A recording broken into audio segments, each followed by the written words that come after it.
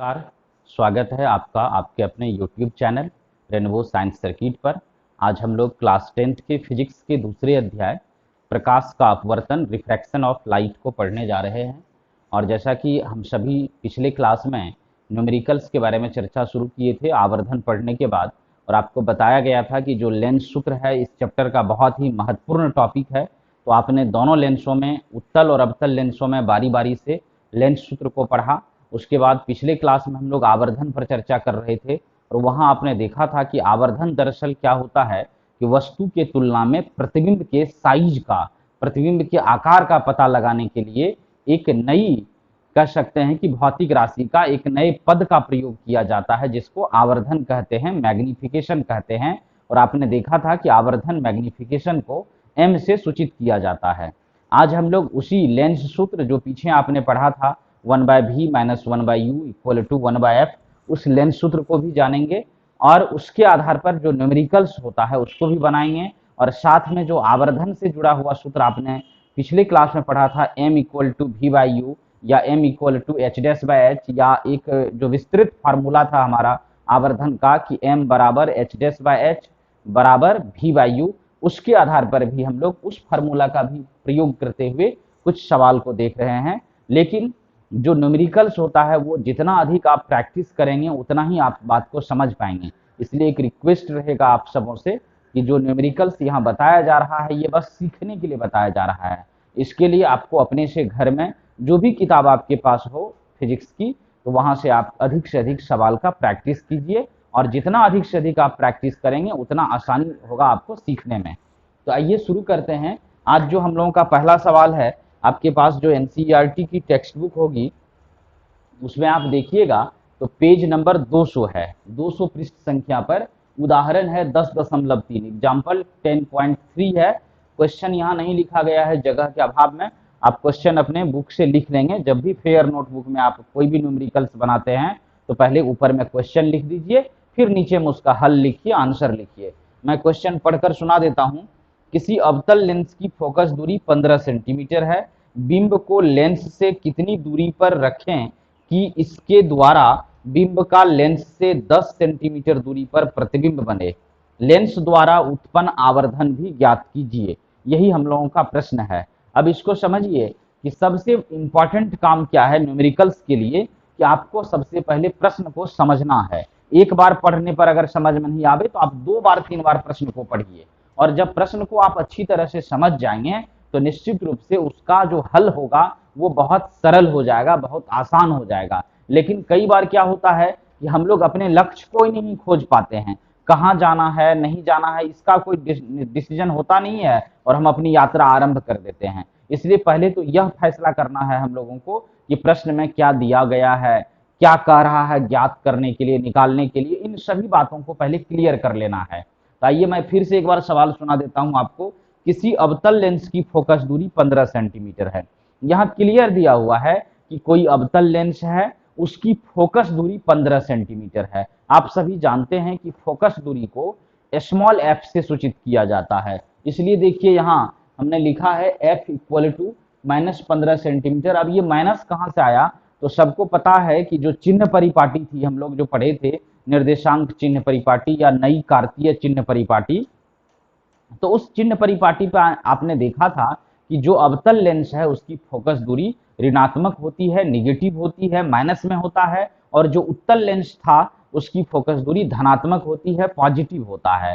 तो यहाँ चूंकि लेंस अवतल है इसलिए इसमें माइनस लगाना पड़ा। न्यूमेरिकल्स में माइनस प्लस दिया नहीं रहेगा, यह आपको खुद डिसीजन करना है कि अगर अवतल लेंस है तो उसकी फोकस दूरी ऋणात्मक होगी, माइनस में होगी, और जो उत्तल लेंस है तो उसकी फोकस दूरी धनात्मक होगी। हमने पिछले क्लास में जब चिन्ह परिपाटी को हम लोग जिस दिन पढ़ रहे थे, आप जो वीडियो देखे होंगे उसको पता होगा, वहां विस्तार से इस पर चर्चा हुई है। जिनका क्लास छूट गया है तो आप यूट्यूब पर वो वीडियो भी अपलोड किया गया है, आप प्लेलिस्ट में जाइए और खोज करके उस वीडियो को भी देखिए। तो यहाँ अवतल लेंस है इसलिए फोकस दूरी में माइनस लगा दिए, -15 सेंटीमीटर हो गया। बिंब को लेंस से कितनी दूरी पर रखें। अब यहाँ प्रश्न कह रहा है, बिंब का मतलब हो गया वस्तु, ऑब्जेक्ट, उसको कह रहा है लेंस से कितनी दूरी पर रखें। मतलब लेंस से जितनी दूरी पर वस्तु रखी जाती है उसको हम लोग वस्तु की दूरी कहते हैं, और वस्तु की दूरी ही आपको ज्ञात करने के लिए कह रहा है। इसलिए यहां देखिए वस्तु की दूरी को u से सूचित करते हैं, लिखा गया है u equal to what, u का मान आपको ज्ञात करना है, निकालना है कि इसके द्वारा बिंब का लेंस से 10 सेंटीमीटर दूरी पर प्रतिबिंब बने। बिंब का पहले भी मैंने कहा कि बिंब का मतलब हो गया वस्तु, ऑब्जेक्ट। तो बिंब का प्रतिबिंब कहां बने, तो लेंस से 10 सेंटीमीटर की दूरी पर बने। अब देखिए लेंस का जो मूल बिंदु, जैसे आप दर्पण पढ़े थे तो दर्पण में आपने देखा था कि दर्पण का मूल बिंदु ध्रुव होता था, पोल होता था। उसी तरह से लेंस का जो मूल बिंदु होता है वह प्रकाशीय केंद्र होता है, ऑप्टिकल सेंटर होता है। और लेंस में सभी दूरियां उसी प्रकाशीय केंद्र, उसी ऑप्टिकल सेंटर से मापी जाती है। तो लेंस से अगर कहता है कि 10 सेंटीमीटर दूरी पर प्रतिबिंब बने, इसका मतलब यह हो गया कि लेंस का जो प्रकाशीय केंद्र है, जो उसका मूल बिंदु है, वहां से 10 सेंटीमीटर दूरी पर प्रतिबिंब बने। मतलब वस्तु को कहां रखेंगे कि प्रतिबिंब की दूरी 10 सेंटीमीटर होगी, और प्रतिबिंब की दूरी आपको दे दिया है 10 सेंटीमीटर। इसका मतलब प्रतिबिंब की दूरी को सूचित करते हैं भी से। हमने जिस दिन लेंस सूत्र पढ़ा था तो उस दिन भी हम लोग चर्चा किए थे कि वस्तु की दूरी को u से, प्रतिबिंब की दूरी को v से और फोकस दूरी को f से। तो आपके पास प्रतिबिंब की दूरी हो गया v और v दे दिया है 10 सेंटीमीटर। इसमें माइनस कहां से आ गया, तो अवतल लेंस में जितना भी प्रतिबिंब बनता है वो सब आभासी होता है, और आभासी प्रतिबिंब मूल बिंदु के बाईं ओर होता है। इसलिए प्रतिबिंब की दूरी भी यहाँ ऋणात्मक हो गया। मूल बिंदु जो प्रकाशीय केंद्र है लेंस का, तो उससे बाईं ओर की सभी दूरियां ऋणात्मक होती है। इसलिए यहाँ पर माइनस में दूरी हो गया, तो v बराबर -10 सेंटीमीटर। u तो हो गया वस्तु की दूरी, ये ज्ञात करने के लिए कह रहा है। और सवाल है इसमें लेंस द्वारा उत्पन्न आवर्धन भी ज्ञात कीजिए। जिस आवर्धन को, जिस मैग्निफिकेशन को हम लोगों ने कल पढ़ा, उस आवर्धन का भी मान कर रहा है ज्ञात करने के लिए। इसलिए देखिए यहां लिखा गया है m इक्वल टू व्हाट। तो सबसे मेन काम यही है सवाल बनाने के लिए। जो असली काम है, जो महत्वपूर्ण काम है कि आप सबसे पहले सवाल को 2 बार 3 बार पढ़िए, और पढ़ करके जो जो तथ्य दिया गया है, जो जो बातें दी गई है, जो जानकारी ज्ञात है, पहले उसको नोट कीजिए। फिर क्या कह रहा, क्या निकालने के लिए कह रहा, उसको नोट कीजिए। इतना काम अगर आप कर लेते हैं तो समझिए आधा काम आपका तमाम हो गया, आधा काम संपन्न हो गया। वैसे भी कहा जाता है कि कोई भी कार्य अगर हम लोग करें और उसकी प्लानिंग अगर बहुत अच्छे तरीके से कर लेते हैं तो समझिए आधा काम संपन्न हो गया। और अगर बिना प्लानिंग का काम करेंगे तो पूरा काम करने के बाद भी वो काम अधूरा रह जाएगा। इसलिए सबसे पहले सवाल बनाते समय, न्यूमेरिकल्स बनाते समय इसी समस्या से लोग जूझता है कि वो जैसे मैथ में आप करते होंगे, एक्सरसाइज निकाले और सीधा सवाल बनाना शुरू कर दिए। आपने उससे पहले देखा नहीं कि कौन सा चैप्टर है, इस चैप्टर का नाम क्यों ऐसा रखा गया है, इस चैप्टर में कौन कौन सी परिभाषाएं जाननी थी हमको, कौन कौन से सूत्र पढ़ने थे, इन सभी चीजों का कोई लेखा जोखा नहीं, सीधे सवाल बनाना शुरू कर दिए। तो वो कभी भी टिकाऊ नहीं हो सकता उस तरह का पढ़ाई। आपको सबसे पहले एक एक चीज का बेसिक नॉलेज होना चाहिए कि फोकस दूरी क्या है, एफ से क्यों सूचित किए, क्योंकि ये चीज हम लोग पहले पढ़े हैं। फिर माइनस में क्यों उसका मान आया, ये भी आपको जानना जरूरी है। भी क्यों है, क्या है भी, प्रतिबिंब की दूरी क्यों है भी, फिर उसका मान माइनस प्लस कब होगा, कहाँ होगा, ये सब भी जानना चाहिए। ये सारा चीज आपको पहले नॉलेज में आ जाना चाहिए, उसके बाद ही सवाल बनेगा। तो आइए, हमारे पास फोकस दूरी f बराबर -15 सेंटीमीटर हो गया, प्रतिबिंब की दूरी v बराबर -10 सेंटीमीटर हो गया। तो हमको सबसे पहले u निकालना है, वस्तु की दूरी। शुरुआत करते हैं लेंस सूत्र से। जो लेंस सूत्र आपने पहले पढ़ रखा है, तो लेंस सूत्र में हम लोग क्या पढ़े थे, 1/v - 1/u बराबर 1/f। 1/v, v देखिए ये प्रतिबिंब की दूरी है, यहाँ आपको ज्ञात है -10 सेंटीमीटर, तो v की जगह -10 दे दिए। -1/u, तो 1/u जो है, u हो गया वस्तु की दूरी, और u तो हम लोगों को ज्ञात करना है, निकालना है, इसलिए u को u ही छोड़ दिए, और बराबर है 1/f। f का मान f है फोकस दूरी, -15 सेंटीमीटर, तो 1/-15 कर दिए। अब तो यह एकदम सिंपल जोड़ घटाव है, भिन्न का कैलकुलेशन है। आप इसको आराम से करेंगे, धीरे धीरे बढ़ेंगे, आराम से यहाँ आंसर तक पहुंच जाएंगे। फिर भी मैं बता देता हूँ कि -1/u को हम LHS में रहने दिए, बाएं तरफ रहने दिए। ये जो 1/-10 था LHS में, इसको RHS में ले जा रहे हैं। इधर देखिए 1/-15 पहले से था, माइनस में, उसको छोड़ दिए। लेकिन ये 1/10 जो माइनस में है, जब ये RHS में जाएगा तो प्लस में हो जाएगा। इसलिए देखिए यह इस साइड आया है तो 1/10 हो गया, यहाँ पहले से था -1/15। तो -1/u बराबर 1/, 10 -1/15। अब -1/u को सेम छोड़ दिए, 10 और 15 का लघुत्तम समापवर्त ले लिए, एलसीएम ले लिए। इस 10 और 15 का एलसीएम हो गया 30, 10 से भागा दिए 30 में 3, 3 को 1 से गुना किए तो 3, फिर 15 से भागा दिए 30 में 2, 2 को 1 से गुना किए 2। तो इस तरह से फिर देखिए -1/u, 3 में से 2 को घटा कर दिए, जब घटा दिए तो क्या बचा, 1 बच गया। 3 में से 2 घटा होने पर कितना बचा, 1 बच गया, तो ये हो गया आपका 1/30।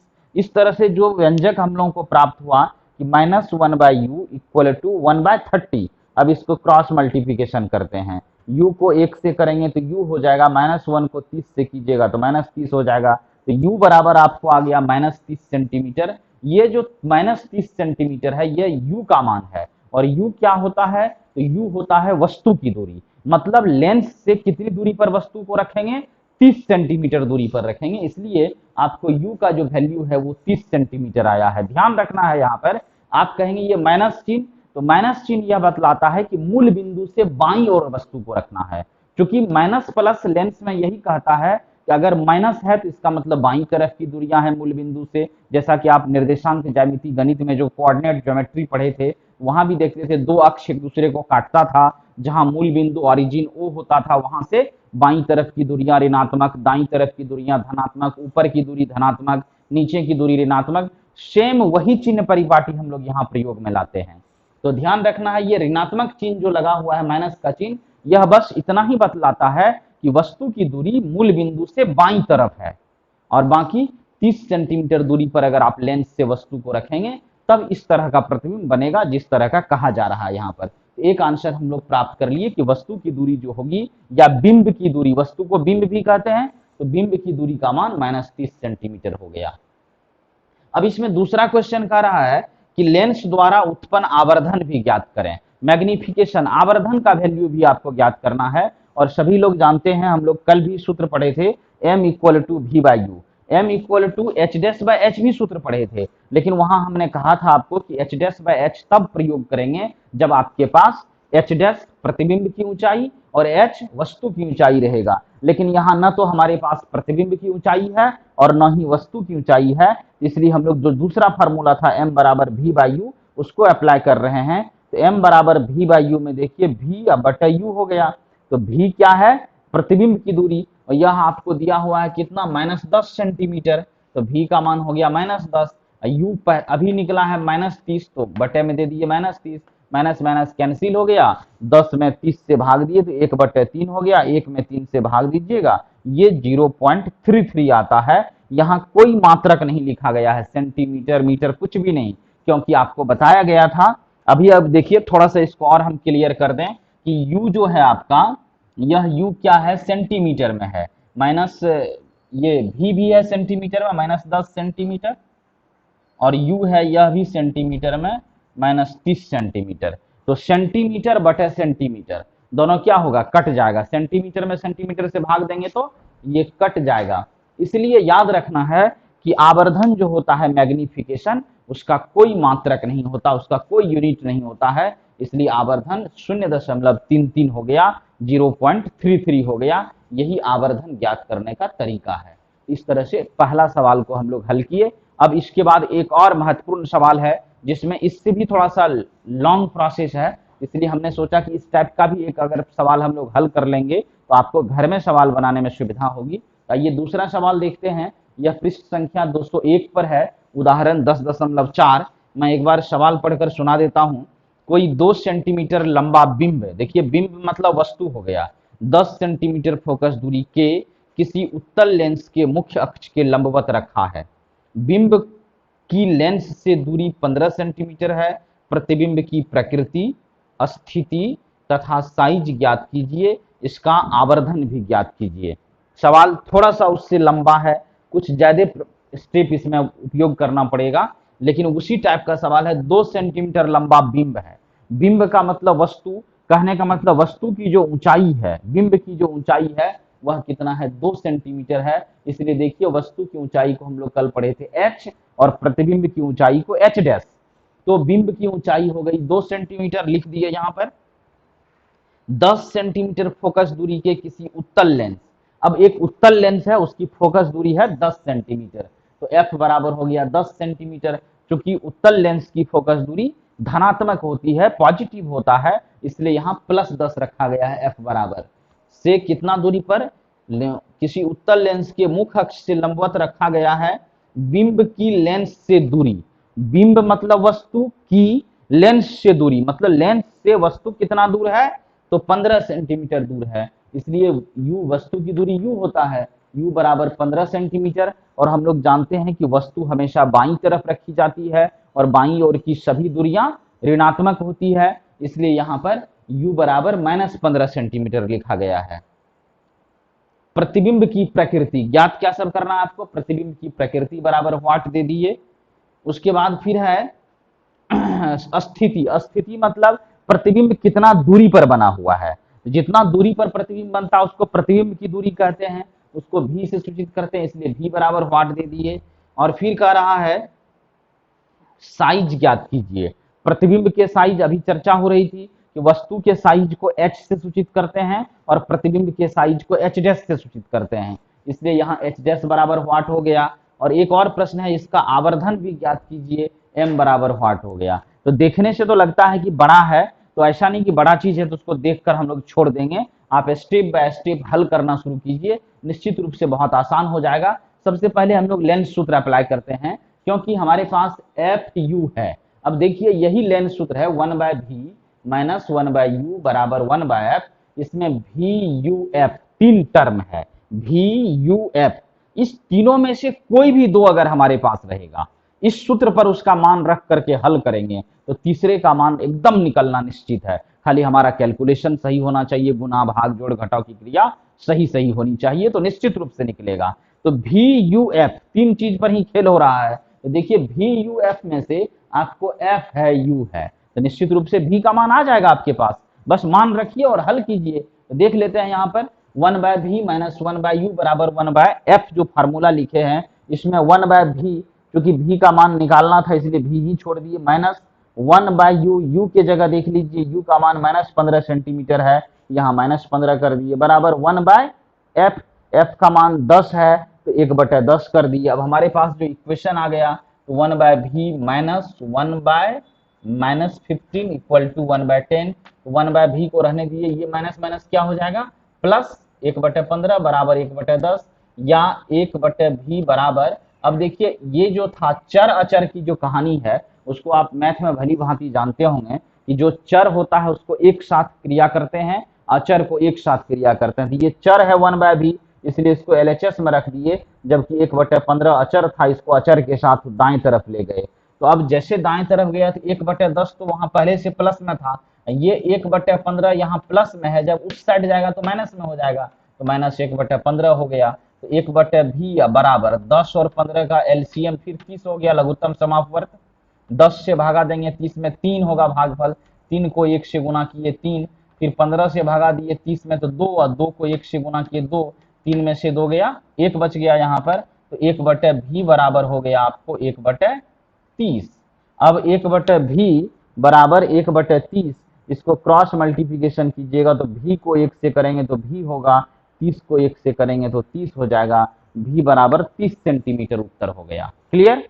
तो अब देखिए v जो 30 सेंटीमीटर हुआ है तो v का मान प्लस में आया है, प्रतिबिंब की दूरी प्लस में आई है, और प्लस में मान आया है इसका मतलब प्रतिबिंब दाहिने तरफ होगा, मूल बिंदु के दाएं तरफ। अब आपको बताया गया था कि उत्तल लेंस में जो हम लोग प्रतिबिंब बनने का अध्ययन कर रहे थे, जो 6 कंडीशन पढ़े थे, उसमें आपने देखा था कि जब वास्तविक प्रतिबिंब होता है तो वो मूल बिंदु के दाईं तरफ होता है। यहाँ v का मान प्लस में है, इसका मतलब मूल बिंदु के दाईं तरफ है, इसलिए प्रकृति में जो हम लोग लिखते हैं, चूंकि प्रतिबिंब की दूरी v का मान धनात्मक है, पॉजिटिव है, अतः प्रतिबिंब की प्रकृति वास्तविक तथा उल्टा होगा। प्रकृति मतलब क्या, नेचर, कि प्रतिबिंब का क्या नेचर है। जैसे कुछ लोग कहते हैं ना वो बड़ा सज्जन आदमी है, शांत स्वभाव का है, मृदुभाषी है, मिलनसार है, ये नेचर है लोगों का। एक होता नहीं बहुत दुर्जन है, बहुत खराब आदमी है, तो वो नेचर हो गया, प्रकृति उसी को हिंदी में कहते हैं। तो प्रतिबिंब की प्रकृति वास्तविक होगा, और जो प्रतिबिंब वास्तविक होता है वह उल्टा भी होता है, हम लोग पढ़े थे, और जो प्रतिबिंब आभासी होगा वह सीधा भी होगा। तो जैसे वास्तविक होगा तो प्रतिबिंब उल्टा भी होगा, यह भी फाइनल है। तो प्रतिबिंब की प्रकृति हो गया, प्रतिबिंब की स्थिति ज्ञात कर लिए, 2 आंसर को हम लोग प्राप्त कर लिए। अब आगे फिर कह रहा है इसमें कि आपको एच डैश याद करना है। एच डैश का मतलब हो गया प्रतिबिंब का साइज। तो याद कीजिए आपने पढ़ा था एच डैश बाय एच बराबर वी बाई यू। वैसे एम बराबर था, लेकिन हमको इसमें से जिसकी जरूरत होगी उतना को ही लेके सवाल को हल कर लेंगे। तो एच डैश बाय एच बराबर वी बाई यू फार्मूला लगा रहे हैं। एच डैश को एच डैश ही रहने दिए क्योंकि इसका मान हमें निकालना है। एच जो बिंब की ऊंचाई है या वस्तु की ऊंचाई है वह आपको दे दिया है 2 सेंटीमीटर। तो देखिए एच के जगह 2 कर दिए बराबर वी बाई यू। वी आपको अभी निकला कितना 30 सेंटीमीटर। तो एच के वी के जगह 30 दे दिए। यू का मान आपको पहले से ज्ञात है -15, तो यू के जगह -15 दे दिए। तो क्या हो गया h dash by 2 equal to 30 by -15। अब इसको फिर क्रॉस मल्टीप्लिकेशन करेंगे, कोना कोनी गुना कीजिए। -15 को एच डैश से कीजिएगा तो -15 एच डैश, और 2 को 30 से किए तो 2 गुना 30 कर दिए।